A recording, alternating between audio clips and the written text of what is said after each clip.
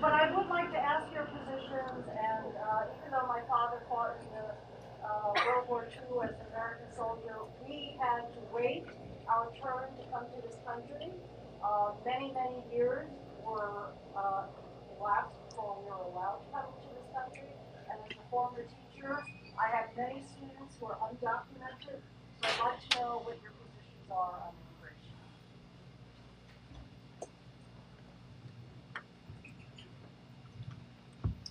As part of the Ulster County Human Rights Commission, we supported the city of Kingston in its attempt to, what shall I say, be a sanctuary city. Now, my belief on immigration is that there needs to be a path forward. I'm a proponent of what I would call restorative justice.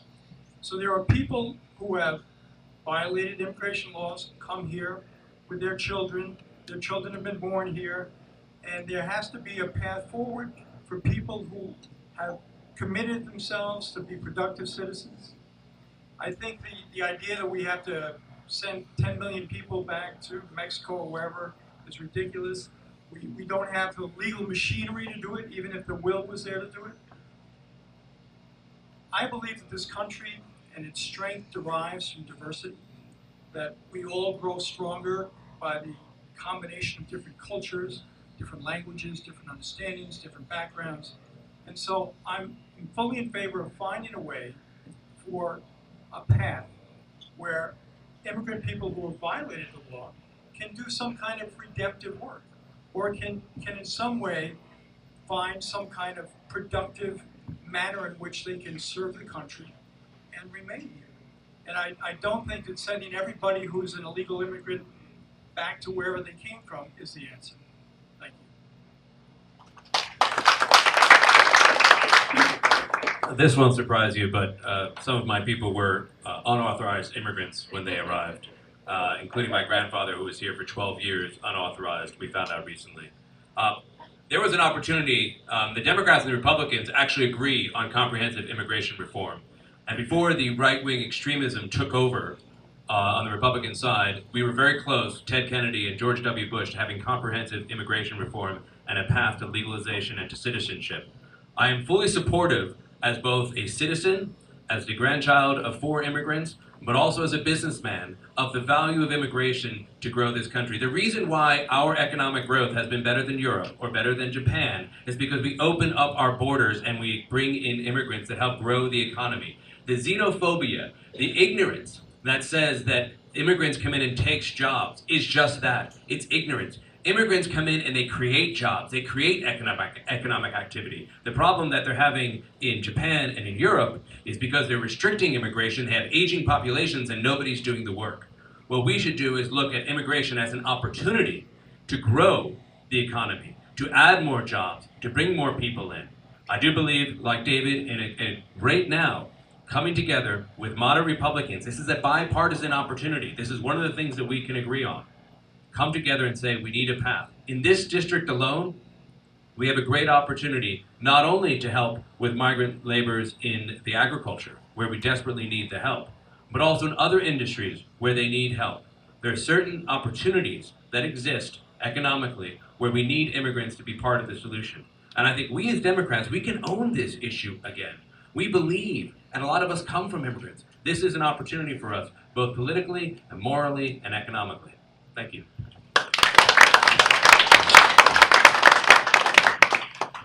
It's a great question. It goes to the core of our country and what it means. I'm the grandson of 4 immigrants myself. They came to this country looking for equal opportunity, and I think of this country as a nation of immigrants, and I think we could never forget that. I teach it as a U.S. history teacher at school. I think the internment of Japanese Americans is one of the great black marks in the history of our country. And it is with horror that I have watched that type of xenophobia resurface toward Muslims. I worked with Muslims overseas. I was obviously an official that was involved in not only negotiating with Muslims, but also in counterterrorism work. And I learned firsthand that we have to maintain our image in this world and our reality and truth as a country that welcomes immigrants. because it makes us stronger, not only here, where our diversity is a huge strength, but it was day after day proven to me firsthand on the front lines that we got the information we need and the help we needed from people overseas, many of whom are Muslim Americans.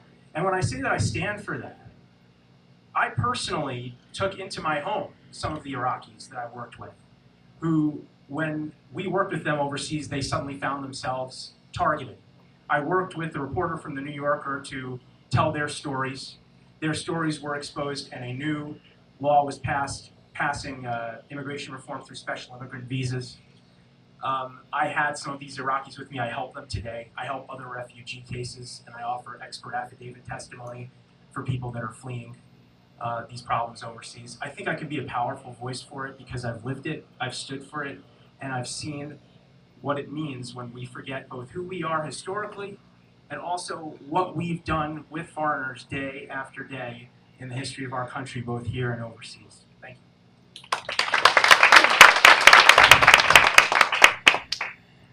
you. So as Democrats, we kind of all agree that immigration is important, it's beneficial, and overall it's something that helps grow our country. So I'm not going to preach to the choir on that one.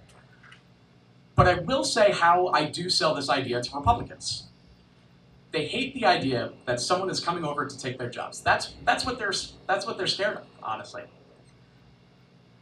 But the median cost of deporting one illegal back to wherever country they're from is roughly $25,000. At 11.2 million illegal immigrants estimated to be in the United States, you're looking at a conservative figure of almost $3 trillion. $3 trillion, which we do not have. However, a path to citizenship, maintaining unemployment rates, maintaining everything proportionally, you're looking at about $500 million in tax revenue. Things that can help pay down our national debt. And they love that. And they'll support that.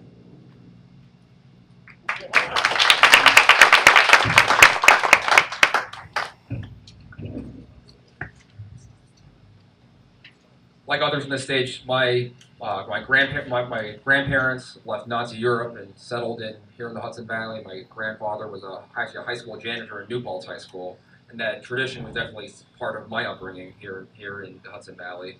I just want to say, I mean, as someone who grew up working on a vegetable farm here, you know, you go out and you talk to vegetable farmers and farmers all across this district, and they'll tell you, very simply, immigration is not some sort of political football for us. This is about, as Brian said, this is about the jobs. If you grow vegetables and you can't get seasonal labor, you're going to go bankrupt. That's what's going to happen.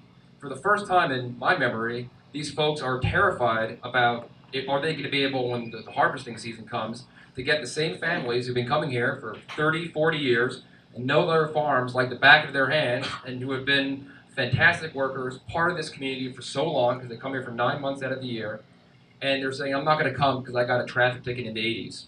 What if Trump's henchmen is going to come and deport us, and then we can never come back? We're going to sit it out for 4 years. If you're a farmer and that family is not going to come, that family who's been working on your farm for all these years is not going to come back, it's a devastating blow. And you know what? These farmers, they're not Democrats. They're Republicans. I think we got to go to farm to farm to farm and say, hey, this is common sense here. This is not America that we believe in, America that was founded by immigrants, this kind of rhetoric. And this is the bottom line. This is the jobs. That's what I've been doing, and I think that's a way we can get, you know, our farming neighbors, the ones who maybe don't vote for Democrats usually, get them on our side and have them vote for us this year. Thank you.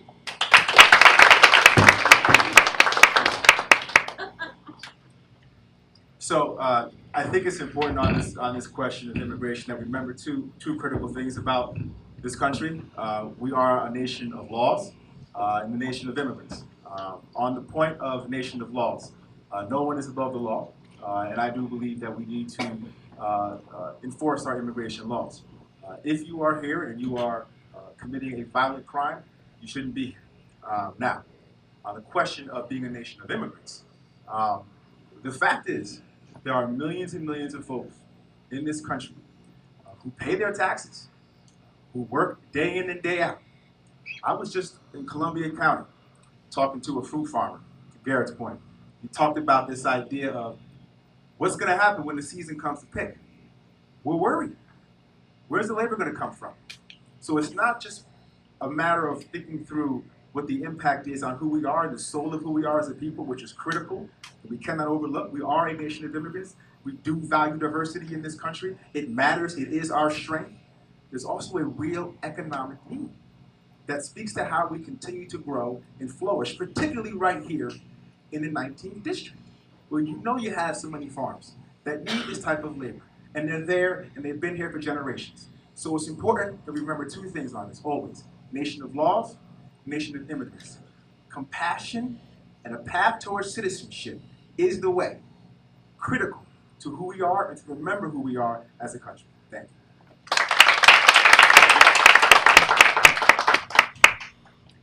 I think that we all agree a path toward citizenship is something that we need. And I would agree we are a nation of laws.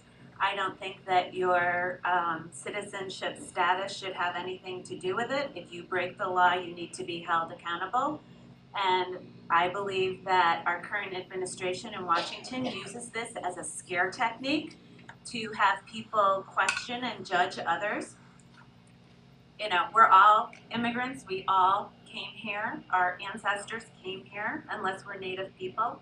And I think we need to think about that. To answer your question specifically, I think it's important we learn from history. And I think it's really scary what's going on right now across the board. And I think about World War II, and I think about things that were done to groups of people. And to build a wall to keep a certain group out, or to do a ban, a travel ban, it's not the American way. I do believe we need to be safe and smart, but we need to welcome people because we are a diverse nation and we should be thriving on that versus having it be a roadblock. I don't think in my heart of hearts that people in this country are so different. I think that people, when you take away the R and you take away the D and you stop and not being political for many years, I've been talking to lots of Republicans who I didn't ever know were Republicans, and I say, hold on, we believe in the same things. And let's stop this party over people and focus on welcoming and holding each other up. So path for citizenship all the way.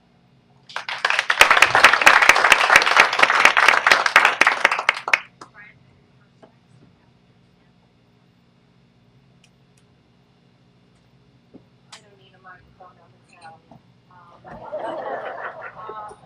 There's so many things with Mr. Trump. We don't even know. I'm sorry, where to I begin. can't hear you. I'm partially deaf. What are you going to do about? Really can't? Please use the mic. Okay. That's too much.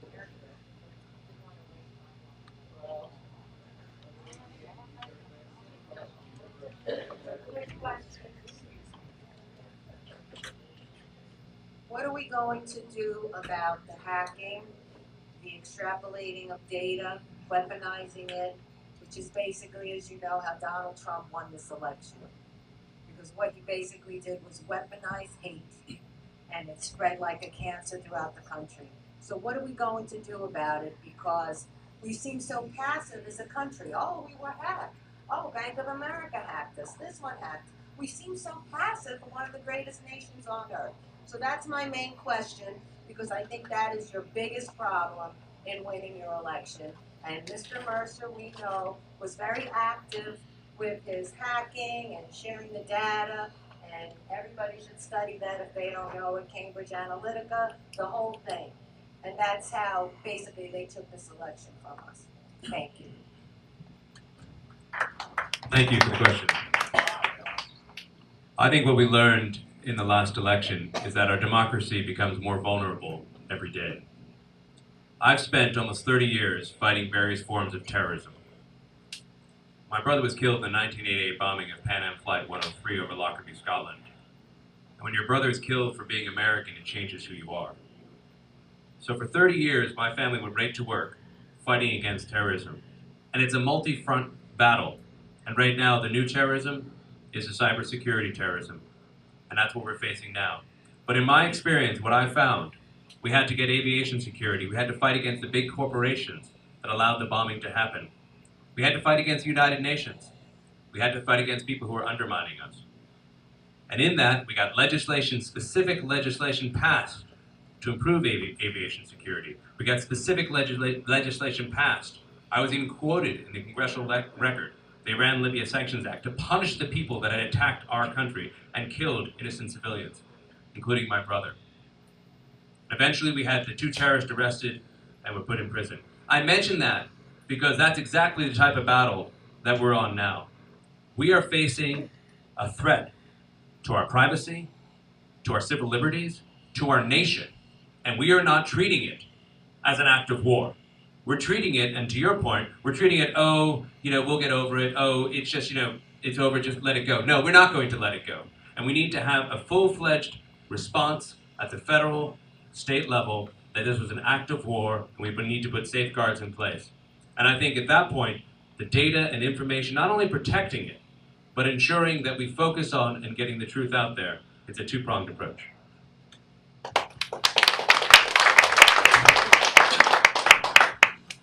It's a good question. I've dealt with intelligence concerns throughout my career. I worked in the CIA. I held a top secret security clearance. I've been spied on, and I've read intelligence reports for many years. I know Russian diplomats. I know what they do and the difference between a Russian diplomat and an American diplomat. And it's a big, big difference. What are we going to do about this? The first thing we have to think about is making America strong in a real way and being a leader in the world. Part of the reason that we're vulnerable to these attacks is because America has been weakened in the world right now. It is not seen and it is not acting as a leader. I think back to John F. Kennedy when I think of the Democratic Party. I think back to Franklin Delano Roosevelt. Those are leaders, the latter of whom actually is in our district in Hyde Park and lived here, who stood for a strong America, who believed that America was a leader in the world. And when the world saw us that way and knew we stood for democracy and knew we stood for human rights, the world took notice of that. And they were more hesitant, frankly, to attack us the way they have now. But we're perceived as weak, and we are being weak. And frankly, America first, as it's being put forward by this current administration, winds up equaling America last. Because America is not first in fighting climate change. America is not first in standing with governments that support human rights against governments that are dictatorships and don't. America is not first in leading the fight against corruption. America is not first in leading for a stronger NATO and a stronger pact in this country against Russian aggression. So for all those reasons, this is something I've lived, it's something I'm keenly aware of, and I'm really glad you brought it up because I think it's something we all have to think about when we think about our national security and our candidate. Thank you.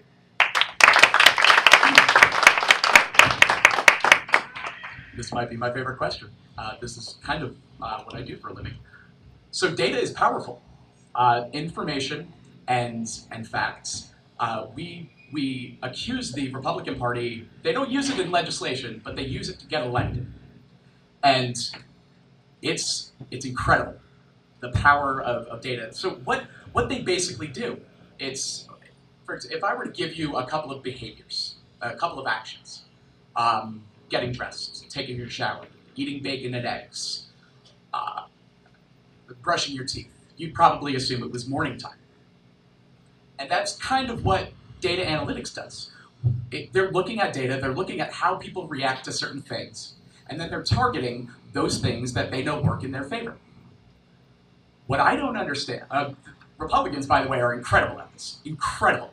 Looking into the data analytics group that the Mercers are dealing with, the data that they are pulling in, what they're requesting through Freedom of Information Acts, Freedom of Information Law requests is petrifying. Knowing what information and what they can glean out of that data, I'm speechless. That's truly petrifying. It's scary.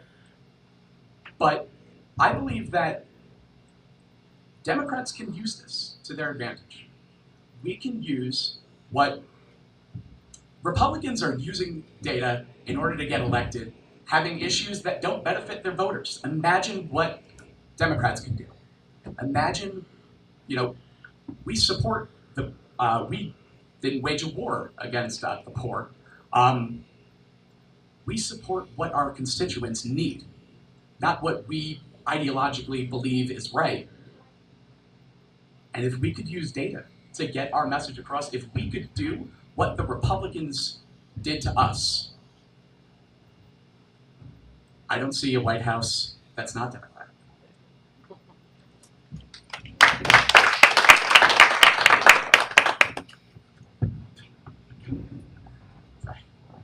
What's crazy to me is that the Russians hacked the election, and John Faso, for who knows why, refuses to call for an independent investigation. I mean, I don't care if Mahatma Gandhi is president of the United States. You got to call for an independent investigation if the elections are hacked. It's that simple. I don't think anyone on this stage would do that.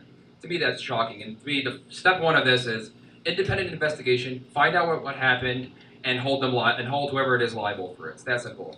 I actually was out in Callicoon the other day talking to a bed and breakfast owner, and we were talking about this very issue of hacking the elections. And he says to me, Gareth, I know I'm not ready to get hacked because I've never had broadband out here ever. And there's nothing on the horizon of it ever coming. I was like, what? Like Callicoon, great place, and you don't have broadband out here yet? He's like, no, and I don't know, and it's gonna charge me $90,000, that's what he got quoted as. I think it's crazy. How can we talk about bringing jobs back to this community? Sullivan County has some of the worst broadband rates in the entire state of New York. You're talking the Adirondacks, you're talking all over the place. So, to me, we got to figure out how to get government involved to get broadband here. And yes, that might make our electoral system a little more vulnerable to hacking, but I think it's incredibly important, and that's something that I want to make sure we get the federal government on board and doing, starting immediately. Thank you. So this is a very serious issue. Our intelligence agencies have all concluded that the Russians meddled in our fair and free elections. It was a direct attack on our democracy. And that is the cold truth. And when you get attacked, party shouldn't matter. When you get attacked, the R and the D should take a seat. And your patriotism should take center stage. And what I'm seeing, the way we are politicized this, and I shouldn't even say we, the way that Republicans, and the way FASO, have not stood up and made this about how we protect ourselves from future attacks, because they're coming. It's not a one and done situation. What are we doing to show ourselves up against another one of these? Because listen, if people start wondering if their vote actually counts in a democracy, are we still a democracy? If people really are in doubt about the legitimacy of the system working, how do we function? How do we flourish? How do we believe in who we are and come together? And what's even more troubling is when you think about the level of inequality right now in this country and how so many people are hurting and feeling left behind and feeling like there's a scarcity of resources. When you attack our democracy, that only exacerbates that feeling. People get more angst-ridden. They get more scared. They don't act based on reason. We are in a moment of crisis here. And the reason why we're all stepping up now is because we feel it in our hearts. We understand that we are on the wrong track. And what happened with this last election is a signal that we're weak. But we can stand up and do something about it if we actually come together and put the party aside and focus on us as people and as Americans.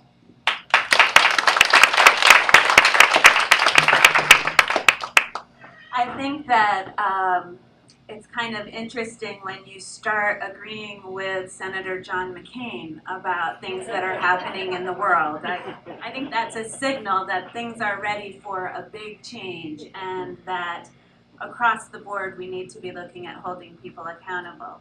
I think there's two areas that we need to be concerned about. One is obviously hacking and data mining from outside of the United States. And I agree that we should have an independent special counsel and that it should be totally apolitical. I think this is an opportunity to sit down with like-minded, moderate Republicans and lead the charge on this in a bipartisan way. But I also think we have something even maybe more scary going on here in our country. And that is, the call for voter data from Vice President Pence. Do you think that they really want to look at that data to make sure that there's no inequities or things going wrong with our voting system? And what are they going to do with that? I applaud every governor, Republicans and Democrats alike, who said no way. Good for them, because I believe that as the United States of America, we can put up a very strong force in battle against international folks who are looking to infiltrate into our system. I'm much more concerned about the partisan nonsense that's taking place right here within our country. And so I think that when you're talking about data mining and hacking, I think we need to look forward with two eyes.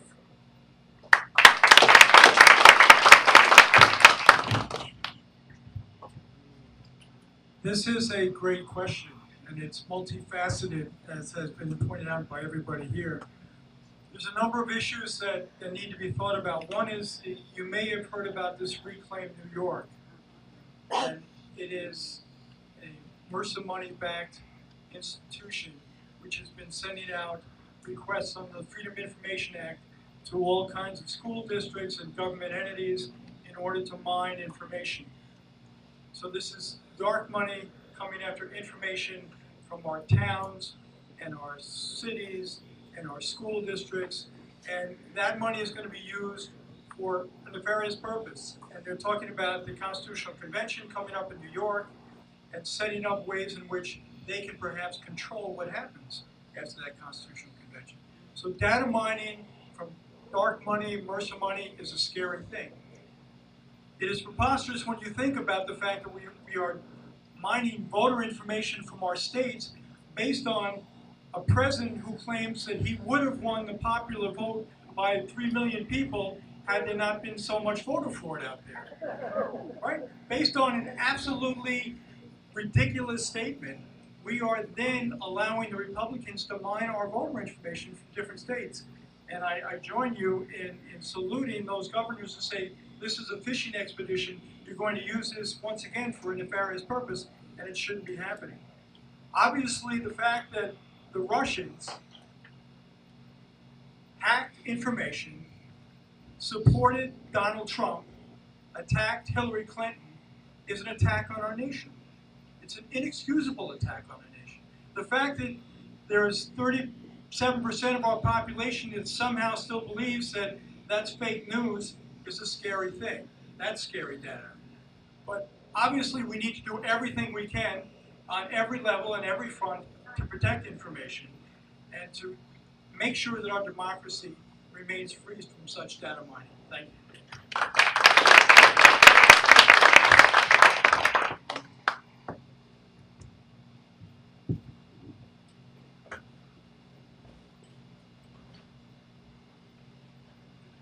Well, I want to thank you all for coming here and giving us a chance to get to know you. Just on the basis of the last hour and a half listening to you, I don't know who I'd vote for. I could possibly vote for each of you, frankly. We'll stay here another hour. And it is encouraging. It's very encouraging. What I am worried about is not you. I am worried about the Democratic Party. And I think it was Mr. Beals who made a reference to the weakness of our party. I believe, as has been said by many, most notably perhaps Bernie Sanders, the Republicans didn't win. We lost. The Democratic Party lost. And how are you going to deal with it? You are going to be representing the party, but even before that, you are going to I assume, as candidates, be working with a structure in our county which should help you, should help us get to know you, should help us raise money, should help us define what the issues are that are going to bring victory to the party. How do you view the party now? Do you know enough about it? Some of you have referred to your experience with the party to give us more confidence, frankly, and also assure victory. Thank you.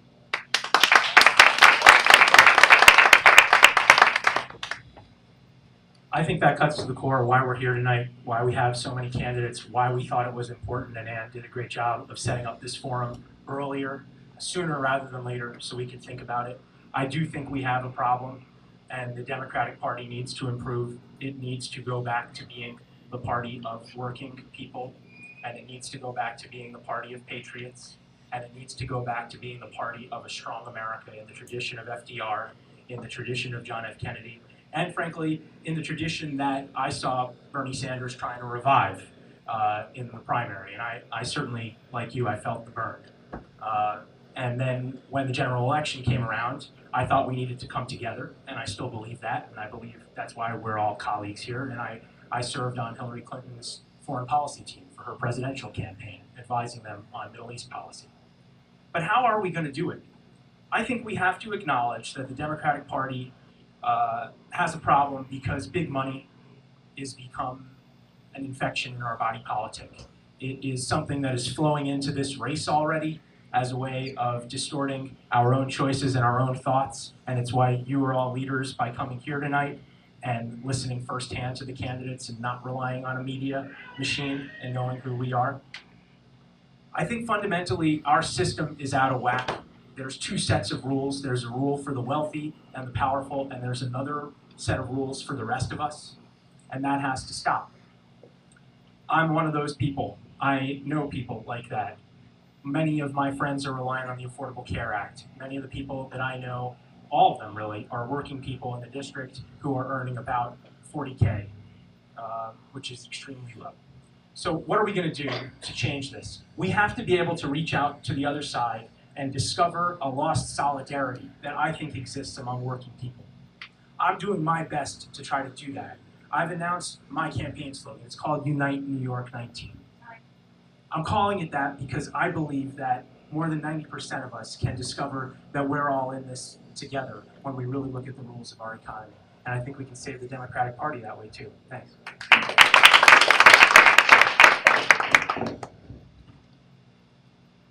So my personal experience with the Democratic Party has not been good. Running as a candidate, so my first experience with the Democratic Party was actually Donna, who reached out to me, and she kind of spoiled me. She was very nice, very, very accepting, very, very excited and enthusiastic. But then when it got to the federal level, I've been ignored by the DCCC.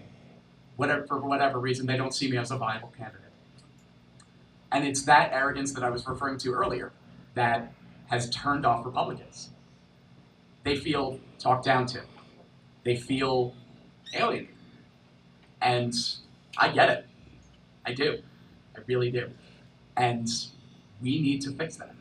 We need to understand how to talk to people. It's a basic skill that we need to remaster. Just how to interact with Republicans like they're human beings. Because they are. But that's the first thing that I feel the Democratic Party has to lose. That attitude. That actually the Republican Congressional Committee, whatever the name of it is, came out with a slogan against have you seen the other guys? And theirs was, Democrats, we win moral victories, not elections. And it's because we have to have that superiority almost in a way. Maybe it's because I didn't graduate college. Might be. But I've sensed a smug attitude, and it needs to go.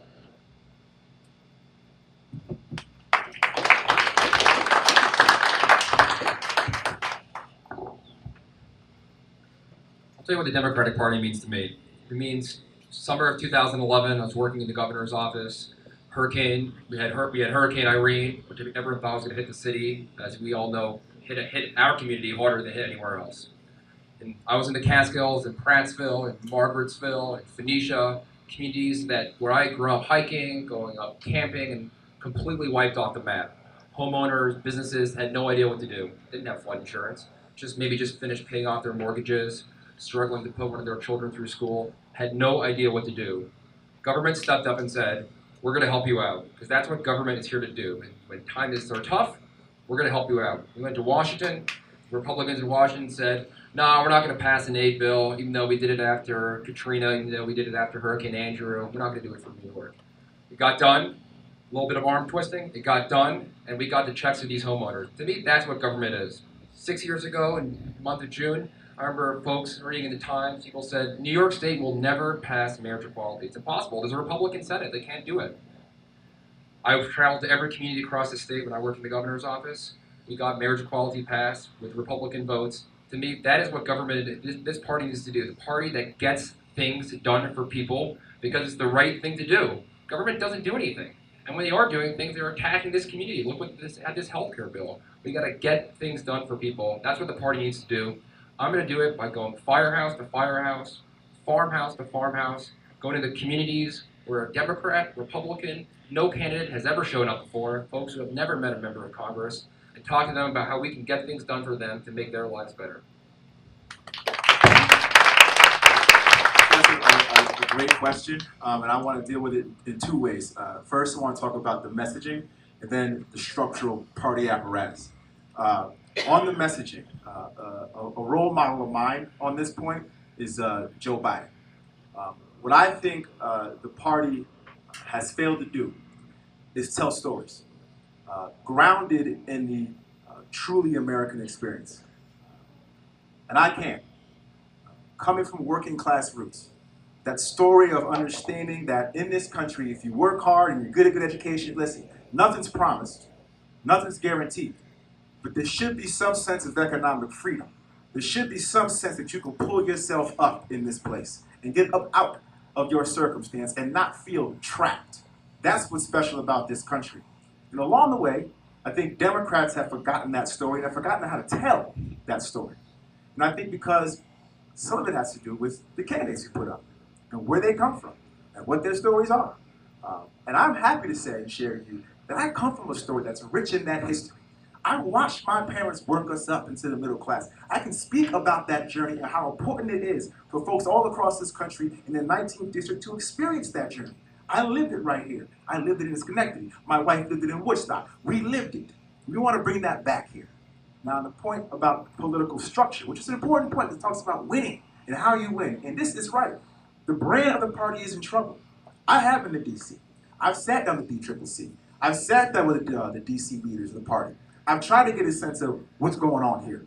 How are we going to fix this? And one of the things that I've learned from studying previous elections, one of the biggest things about Zephyr Teachow's campaign was that there was a real gap, apparently, between what the folks in D.C. thought was supposed to be happening and the folks on the ground thought was supposed to be happening. And there was no real bridge that was made. So you had this real discord. And ultimately, the folks on the ground felt like they didn't really have a voice.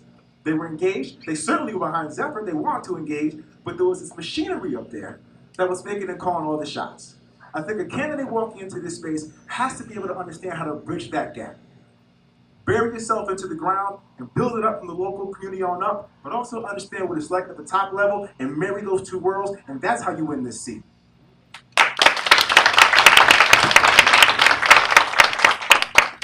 I'd like to answer your question very simply and directly. As someone who has never been political but has worked over the course of my career to create change and make my community better. I think this whole process is very interesting, and I have to tell you, and I'd be happy to talk later about what I've learned since January 22nd about a lot of things, but consider a primary. So a primary is where the most progressive of progressive Democrats come out and they pick the person that is most aligned with them, right? And then you go into a general election and you go up against a John Faso, and you've got the most progressive candidate that matches your ideals explicitly. And what happens? It's happened the last 2 races. We lose. And so I think that what we need to focus on is who is the best candidate to beat John Faso? Who has the strongest credentials of accomplishing real and measurable change? And who has stood up time and time again throughout their career to do what's right, not for their own pocketbooks, but for the community. And that's where I think the Democrats need to start. I don't think it's about messaging. I don't think it's about strategy. It's about doing the right thing, respecting your neighbors, and having your eye on the ball. And that's my plan, and I can't wait to debate John Faso.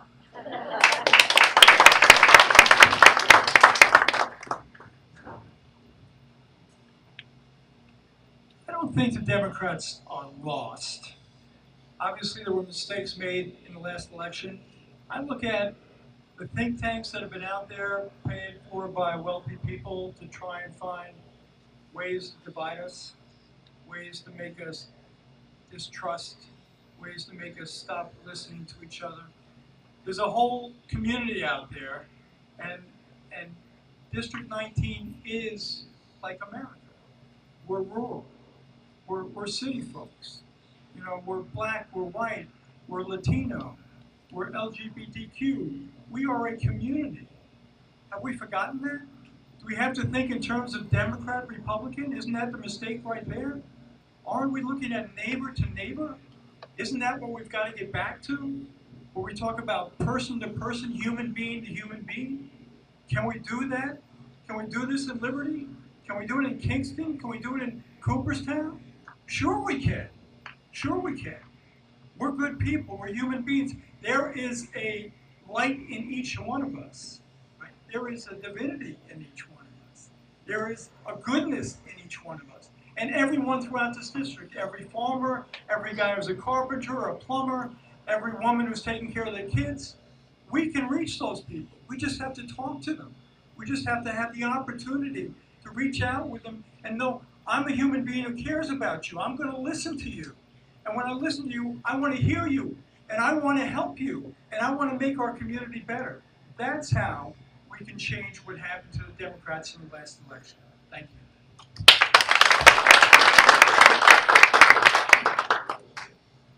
I think it's a great question. I spoke about it earlier.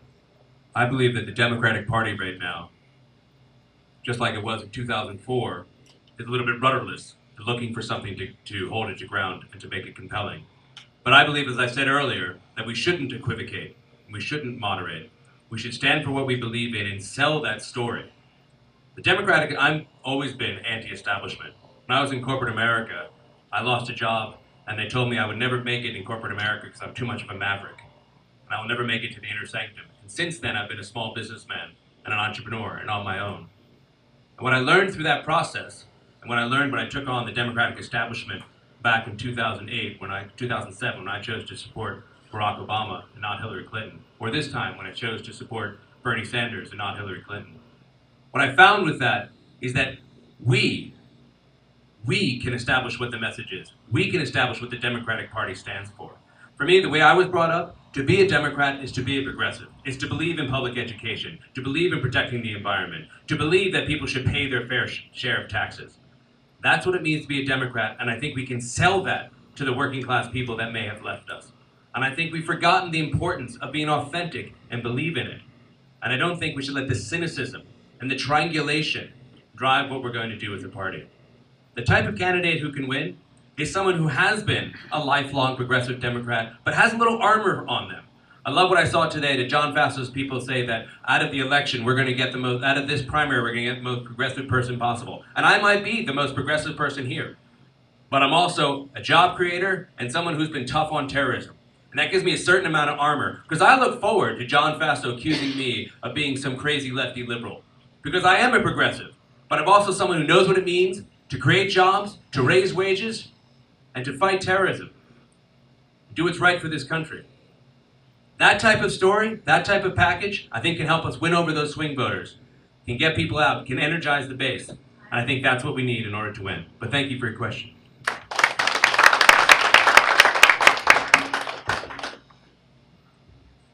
think we have time for one more question. Don't leave. That's getting good. Hi, we're all here tonight because we're looking for a winner, and the winner's going to have to play offense, and you've told us about that, but you're also going to have to play defense. And let me ask you about a question to always be devils, Democrats in this area, and that's guns. Whoever the eventual nominee is going to be accused of wanting to take people's guns away. That's more or less a given. How would you respond to that charge? So I would respond by being the only Democratic candidate who's established a stance on guns on my website. Despite being criticized for it, questioned, it's a huge issue. When I speak to Republicans, 5 minutes on healthcare, 10 minutes on welfare, 2 hours on guns. Driving through the district, you see the No Safe Act with the cross through. It's a huge issue. So my position on guns, which you can find on my site, is it's about creating data-driven legislation. The SAFE Act, in certain bans, it's ineffective. It's a make Democrats feel good bill, and it hurts the Republicans and alienates them. So what I support, it's not. I agree with Republicans where they say, you know, it's not the gun that does the damage, it's the person. So I don't agree with the restrictions on the device itself. However, I do support a nationalized standard, a standardized, nationalized standard for background checks. I don't believe it's right that someone from California can go over to Idaho for the weekend and stock up, even though they were told no in the state that they live in. I don't believe that's right. And I believe that we need to address that. The gun show loophole, which many people who have guns support closing. And last was the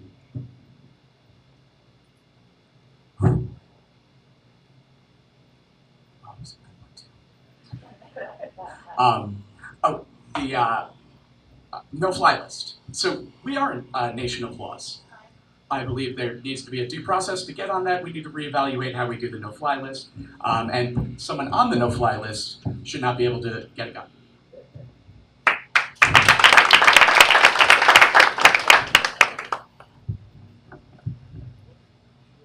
I think it's a great question.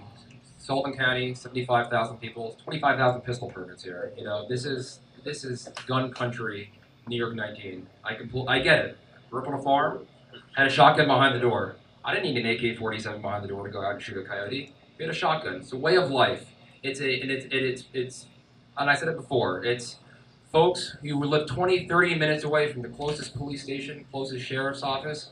They have a right. I get it. That's what I would do to protect my family, is have a gun behind the door. You never know what could happen. But also, I know that, I agree completely with what Steve said. We got to have universal background checks for everyone.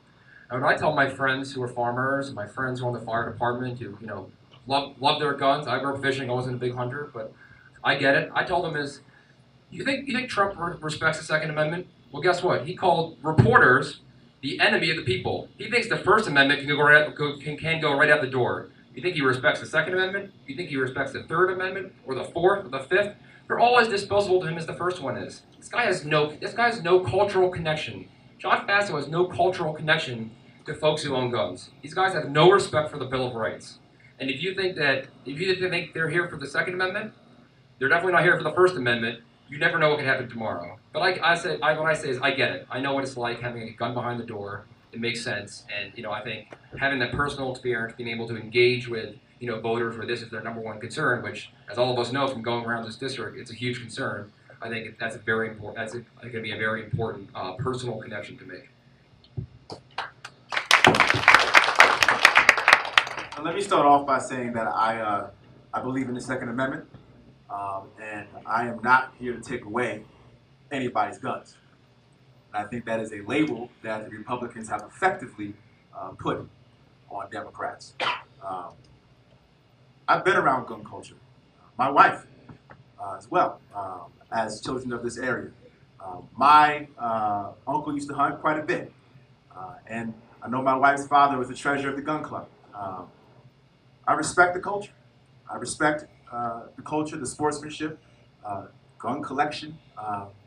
It's an understanding that if you've been around it, you know it, and you understand that responsible gun owners, the majority of which are, really care about protecting their kids from harm, and really do care about making sure guns don't get in the hands of criminals, and do care that folks with mental illness don't have a gun. These are not unreasonable things. All folks, the majority of most gun owners want these things. So the question is, or the issue is, you focus on these things, and you highlight that, yes, we do need background checks. We do need to close gun show loopholes. But that doesn't mean that we're here to take away guns. Doesn't mean that we don't believe in the Second Amendment. We do. I certainly do. And I think it's important that we as Democrats make sure that that is abundantly clear as we make our way around the district.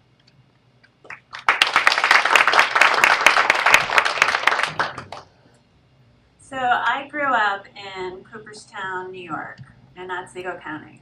And I grew up in a hunting family. My mom and I went and did our hunter safety course at the Hartwick Rod and Gun Club, if anyone's ever heard of Hartwick, New York. And so I grew up respecting guns, and on my 16th birthday, I got a 20-gauge shotgun, which is a little different than a lot of other folks get on their 16th birthday. My dad taught us that a gun is a tool, not a toy, that you respect the piece of equipment, and that you respect the animals that you hunt. And I've got some really good venison recipes for anybody who is interested. I support the Second Amendment. I understand people's concerns when they feel threatened, and I believe, though, that we need to maintain a safe environment. I equate it to car insurance. We all drive around 2-ton vehicles that could hurt someone.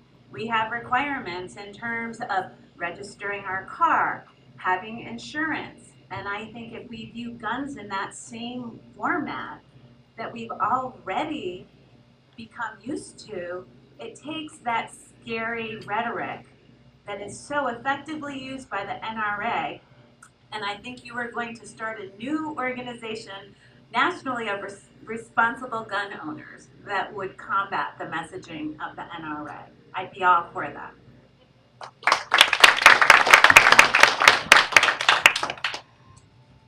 So I am preparing for the gun discussion by going out and shooting clay targets with a shotgun with a buddy of mine. He's filling me in on what it is to shoot a shotgun. And I'm not too bad at it, I have to say. Now, the Second Amendment, you don't need to say that you support the Second Amendment. I support the Constitution of the United States. The First Amendment, Second Amendment, all the way to the 14th and the 21st. That's not the issue.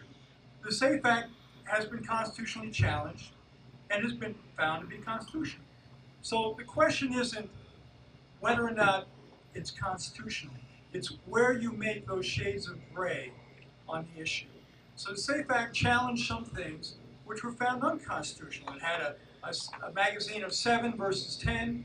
The court found, wait a second, there are no magazines with 7 bullets in it, so that's unreasonable.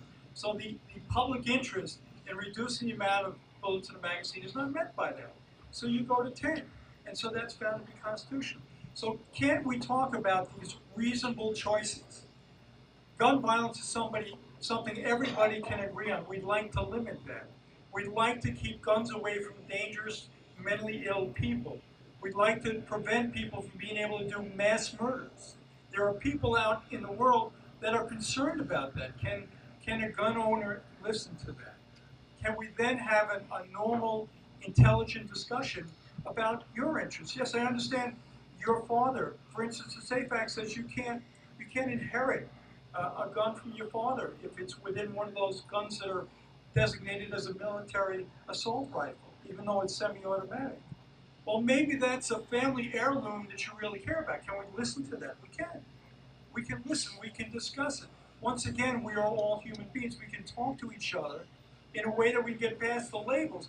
We can't fall into the trap of the NRA saying that if you don't agree with everything we want you to agree with, you're off the list. We fall into that trap. We shouldn't. We shouldn't. Thank you.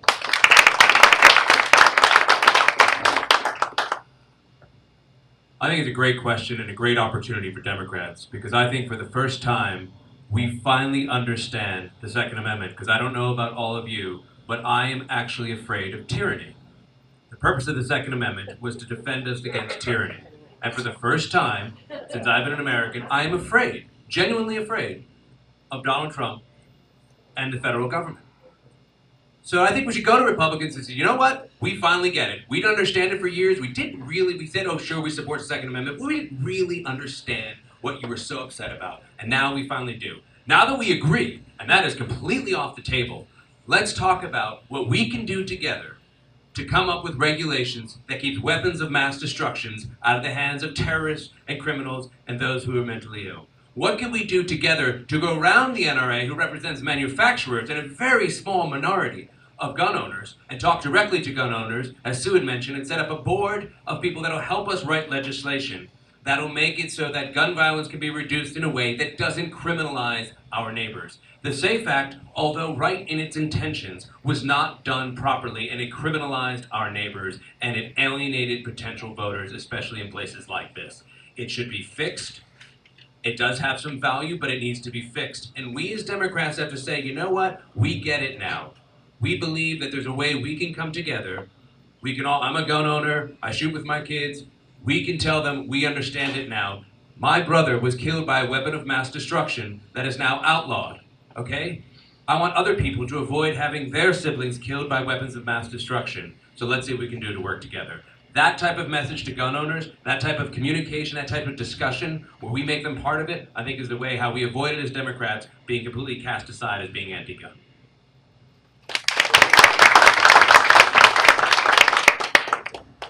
I don't have a lot to differ with what you've just heard, but I honestly don't think that any of those answers are going to persuade the person who stood up to ask about the SAFE Act. When a person stands up to ask you about guns in this district, they are asking a question on two levels. They're asking a question, are you in this with me? Are you really from here? Do you know the lived reality in this district? Here's what I have to say about guns, okay? I had to bury an awful lot of turkeys after some terrible incidents, frankly, at our farm. We've had coyote problems, I own guns, and I know that on a farm, a gun is a tool. And that has to be something that you show you understand, you show you've lived. That's what people are asking. And it speaks to the larger question of what candidate you want to put forward and who you think is really going to be able to unite this district and win these votes. I think it's got to be a candidate that people believe is in it here. How do you prove you're in it here? Well, one question. Do you live here and work here? Do you earn your pay and your salary here?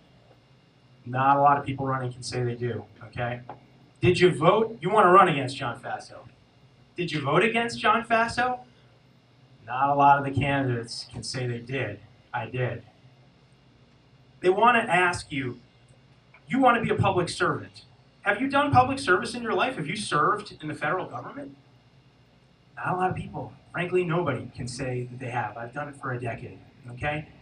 I support everybody. I support the eventual Democratic nominee. I want us to win here. I think we're on a path to do it. But I am looking for your support tonight because I believe that I'm a candidate that can speak to these constituencies. The farmers is a member of the Farm Bureau. The union workers is somebody who has stood with them and is the son of a union worker. Somebody who knows what it is to work for a living here in this district. I'm putting together forums right now about all the issues that concern us to take what is now a resistance movement and turn it into a movement that talks about what we want. I'm calling them the Unite NY19 forums, and the first one's going to be on August 2nd.